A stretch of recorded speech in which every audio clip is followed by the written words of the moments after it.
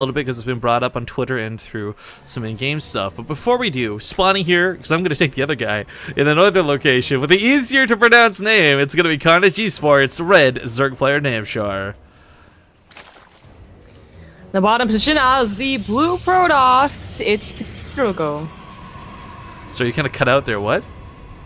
PtitDrogo? No, I'm just teasing because you you went like, it's the... Like you didn't want anyone to hear how you're gonna say it wrong, right? Oh, it's like when you mumble, you're like, oh, yeah. I definitely think he's yeah. That guy. Well, Namshar did some pretty cool tactics on this last time with the gold base. We'll see if he reaches out to do it again. It was pretty bold to do against Rotterdam. Dirty cheese that it was. It still worked out pretty well.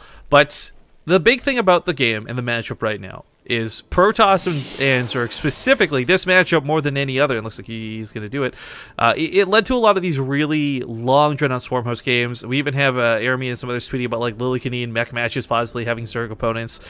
But Swarm Hosts were changed pretty drastically, and the same way a lot of the folks are really not open to using the new maps. Zerg players don't really seem to have this big love for the new Swarm Hosts yet. There's been such a small amount of time for anyone to really practice them on a ladder, and while the versions of the Swarm Hosts have been available through the public test, the beta, and custom maps, no one really took advantage of practicing them. So now that they've changed the Swarm Hosts and they are live, and the locusts work differently, the spawn times work differently, only a very, very small percentage of the population have any idea how to use them.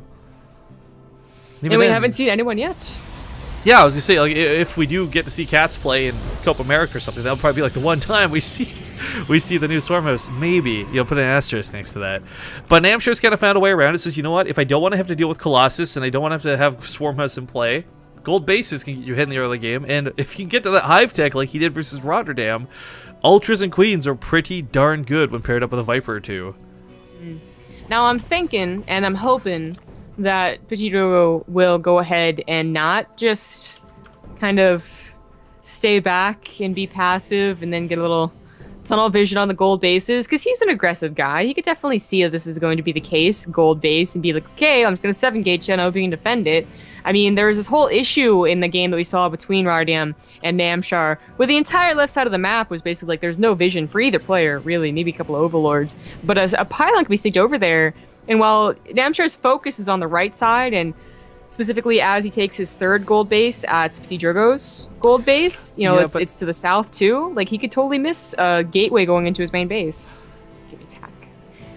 Well, that's interesting strategy. I do think, though, generally speaking, one thing we did see fail with Rotterdam, though, is there wasn't really a lot of aggression. Like, he went Phoenix and attacked the drones, but just attacking doesn't really equate to the same level of aggression you need to punish a third base or a natural base at a gold. So Drogo is someone, to me, like, he's going to be much more quicker on that trigger finger to throw down a bunch of gateways and say, oh, you got a gold base? Let me just shut that down. And there you go. So it's going to be 4? It's so weird that he does it right into like the nose of an overlord.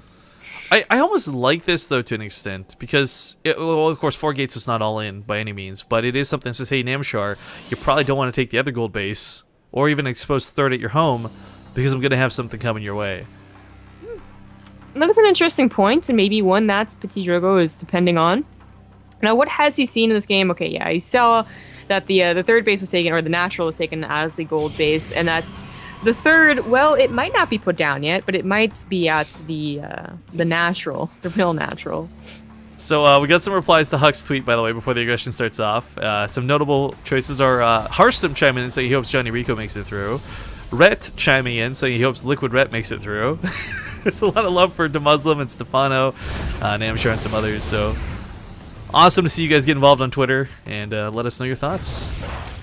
But okay, he's aware that there's aggression coming. He sees the pylon, he's got a couple of zealots. There's not exactly 11 sentries out here, so for Namshar it's not so bad. But it is still the difference of his gold base is drastically far away from his main. As weird as it is to consider, like a sentry or two policing the main can force field this off and turn this into either one base over here or one base over here for the defense. Well, Namshar seems to have purposefully made all of his attacking units in the main base, so that's where the force field comes in. But it is only 2 sentries. I mean, this is a very light gas attack, only on 1 gas. Can't afford much more than that. Yeah, there's no sick burrow for this one either, so you're not only just not going to be able to have that for defense on the roaches per se, but you can't just hide the drones if this gets in trouble. But he does focus the sentries down immediately, forces that recall, kills nothing for it, but stops the attack. But I think the attack kind of did what it wanted. It at least stopped Namshar from getting the other gold base. I don't know if he was watching the game versus Rotterdam, where he's played on this, you know, on the ladder on EU or what. But taking the regular natural is a little bit better than being allowed to take the gold. Now, it's still a problem, because having a gold base is still really, really good. It's just one. And he'll have to decide what he's going to do to follow this up. There are a lot of roaches. With only one ramp to cover and no burrow, it's not going to be as terrible as last game. Well, we're just gonna have the pylon, so at least he's not gonna have this like side attack swiping him off, catching him off guard. But you know, there's really not a lot here. He's transferring drones back. He did this last time with the other gold because he was worried Rotterdam was gonna attack. But I mean, Namshar, I think is kind of, you know, clear to just keep mining on this gold for a long, long time if he wants. I think so as well. Taking advantage of the gases either. That sucks. It means he's still just stuck on 2 gases back at home. Well, I think he's okay with that. It looks to be on purpose, as he's still banking it on gas. Well, Burrow's going to come into play. He's looking to deny a potential third, what he hopes to be a third, because otherwise that means there's like 7 gateways about to attack you. Yeah, he's trying to make sure he doesn't get caught in the force fields too badly. Actually, not too bad of a start, baiting out a lot of that force field energy. These sentries are already pretty much on dry for the cost of a couple roaches. Now, while this does kind of suck for Namshar because he loses all the roaches, you know, you take one quick look at that sentries and you know there's not going to be a big counterattack, and if there is, it's not going to be that scary. Yeah. Plus, if you have a follow-up attack of your own, then there's not going to be any force fields, and Namshar does decide to make 10 more roaches to try and take advantage of that. When they come across the map, they should have burrow and speed. I don't know about that +1, maybe even that. There will be an immortal by that time as well, and +1 for PtitDrogo, but with no observer, the burrow... Oh, no, he has one. The burrow could still maybe do something if the army's just a little bit out of position and he gets into the main, but there's still a blocking and there's not tunneling claws.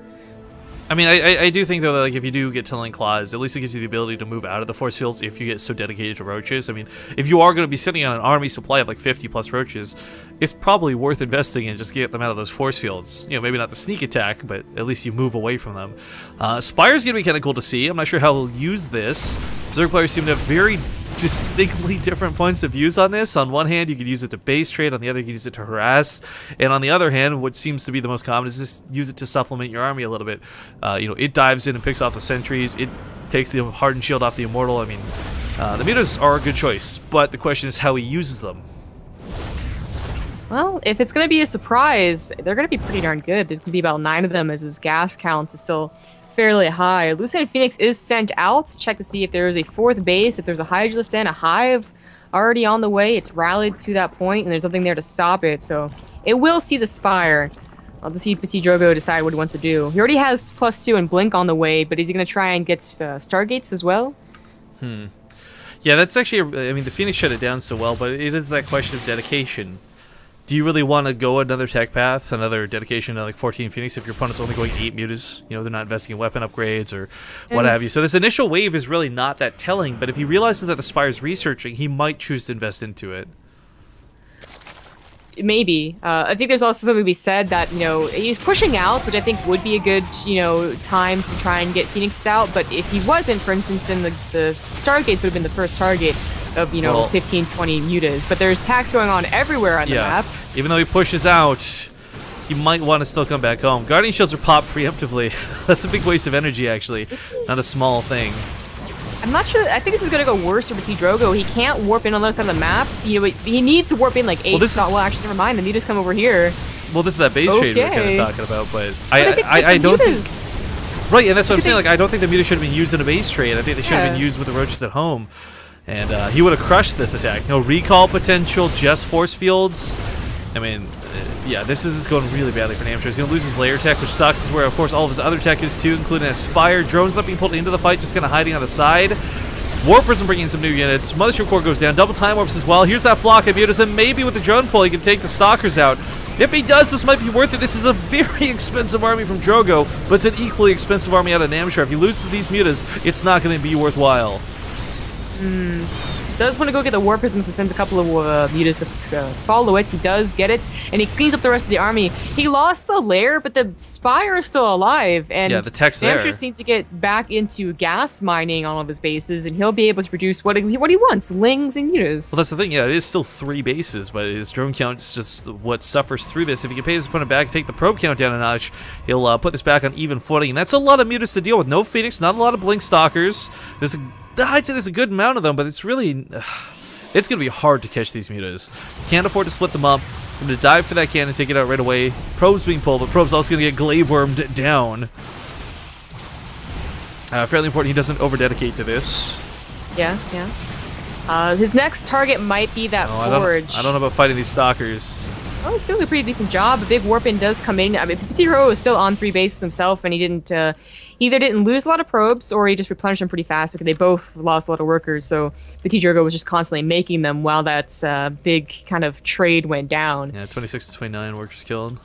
Yeah, but the forage should be, I think, the next target if you can't get anything else. And getting +3 can be a very big deal, because, I mean, it's at this point, right, where you don't have Phoenixes, you probably won't have Phoenixes unless PtitDrogo maybe get a 4th. Like, it's a big dedication to go into 2 Stargate Phoenixes now. That a base trade is probably just going to have to happen. Like, it's their only choice as the muta count gets too big.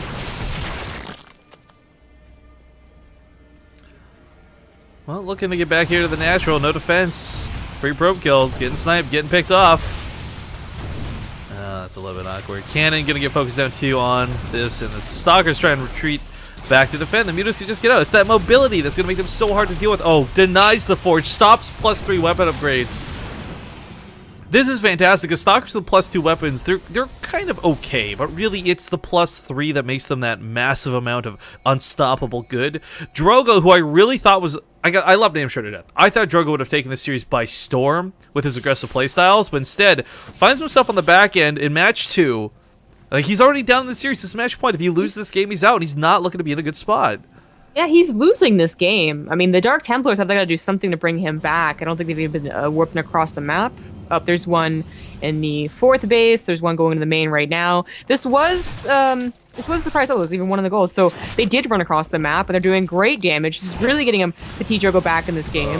Namshar might be too dedicated on the counter, because he is losing almost all of his drones for this. There's no spy car, no defense, no he could have burrowed the drones. Just think on it. Like, he could have actually just burrowed the drones and taken no losses. But he's so focused on tunnel vision on the mutas, and that's where I start thinking this might fall apart. Now, if he can take the Stalker count down before the Archons really get involved, he can spread versus the Archons. He can take those even in a fight. But right now he's focused on the Stalkers, and that's going to make sure these mutas can't fight those Archons immediately. Not initially take a blast like this. Archons deal way too much damage. But, I mean, he has a decent drone, or a mineral count, I want to say. You know, at 1,000, if he has enough larva, replenishing the drones will be very quick. Maybe that'll cut into your muta count, but at least it's 13 drones at a time. At least he's keeping his opponent on equally, don't call it bad, low worker count over here. I think the mutas still do win out in this game. I mean, the DTs really helped PtitDrogo, but also on his very low economy, can't bring his Archons in to help. Yeah, that's not a misclick. He's doing it on purpose. Yeah. Just the mutas were going to be the biggest deal, and without that mobile defense that is the Phoenix, it always just turns into a base trade. In the base trade situation, you want to have really great units, because you're not going to get many more as your gateways start falling, your economy starts falling. You want that +3, you want as many Blink Stalkers as possible, you want as many Archons as possible, and PtitDrogo just, you know, he has 1 Archon, and I don't think nearly as many Stalkers as he needs. Well, the Archon just does so much splash damage. As mutas clump up like this, they're not focusing it down. There we go. Oh, I was going to say, he might lose all those mutas if he's not careful. Jones pulled to the front line. It's a bit of a misrally, but that's okay. Namshar is still sitting on twice the army supply and way more mobility. Because as good as those Archons are, it's really hard to force a fight with Mutalisks. They see Archons, they just fly away. Yeah. Looks like the snowball effect is already in effect for Namshar. He's kind of... I mean, he is playing it safe, you're right. A couple Archon blasts could easily turn this into, like, no mutas at all, really. But still only 1 Archon. Here he comes now and does scare the mutas away. It's almost better, and I think he's doing this on purpose, like, not to kill that Nexus, because it keeps baiting Drogo to put drones over there, and he just keeps picking them off for free. Same mentality here as he swaps over to the 3rd. Stalkers, even if they blink, not really going to get here in time. Probes are going to get slaughtered. That glaive worm bounce. Not, oh, man, this is... Drogo's almost out of workers. He's almost out of life. Namshar managed to take his main back. His 4th at the gold still stands if you want to gas. GG. That's going to be game. That's going to be the series, and Namshar, congratulations to him, will continue his WCS qualifier run. Now, unfortunately for us, the brackets did get a little bit skewed and awkward.